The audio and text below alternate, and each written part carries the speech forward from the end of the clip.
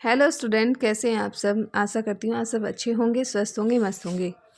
SSC selection post phase 13 को लेकर के एक बहुत बड़ी अपडेट सामने आ रही है। अगर आपने भी फेज़ 13 का एग्ज़ाम दिया है तो ये वीडियो आपके लिए बहुत इंपॉर्टेंट हो सकती है। हमारे पास एक ऑफिशियल आरटीआई रिप्लाई आ चुका है जिसमें एसएससी ने दो बहुत बड़ी बातें साफ कर दी हैं।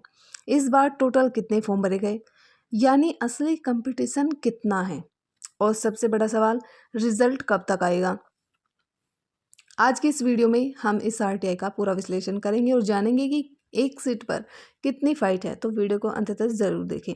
सबसे पहले बात करते हैं कंपटीशन की। जैसा कि आप स्क्रीन पर देख सकते हैं, आरटीआई के जवाब में एसएससी ने बताया है कि फेज़ 13 एग्ज़ाम 2025 के लिए कुल 29,39,379 आवेदन प्राप्त हुए हैं।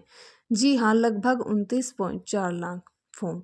यह एक बहुत बड़ा नंबर है। अगर हम पिछले फेज से तुलना करें तो कंपटीशन का लेवल लगातार बढ़ता जा रहा है।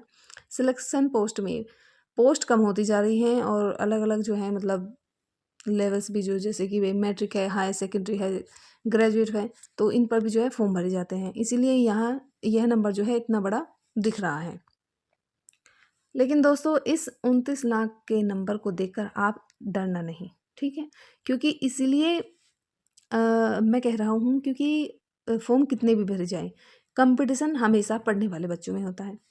तो चलिए मैं समझाती हूँ आपको। एसएससी के इतिहास में देखा गया है कि अटेंडेंस अगर परसेंटेज देखें, अक्सर 40 से 50% के बीच ही रहता है।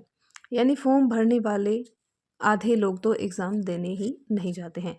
तो आपका असली कंपटीशन 29 लाख से नहीं बल्कि लगभग 12 से 14 लाख बच्चों के बीच होगा, और उसमें भी सीरियस कैंडिडेट की जो संख्या वो 102 लाख ही होती है, जो दिन रात पढ़ाई करते हैं। इसलिए नंबर देखकर पैनिक नहीं होना है, अपनी मेहनत पर जो है आपको भरोसा रखना है। आरटीआई में एक और सवाल पूछा गया था कि कैटेगरी वाइज जैसे ओबीसी, एससी, एसटी और यूआर या फिर लेवल वाइज कितने फॉर्म भरे गए। लेकिन एसएससी ने साफ कह दिया कि data is not maintained in your desire format. इसका मतलब है कि अभी हमारे पास यह एग्जैक्ट डाटा नहीं है कि किस लेवल यानी कि ग्रेजुएट या 12th के लिए सबसे ज़्यादा भीड़ है।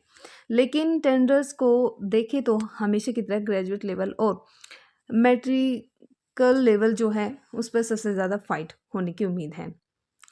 अब आते हैं सबसे बड़ी खबर पर जिसका आप सबको इंतज़ार था, रिजल्टेड। आरटीआई के पॉइंट नंबर 2 को ध्यान से देखें। यहाँ साफ लिखा गया है, रिजल्ट में be expected in the month of January 2026।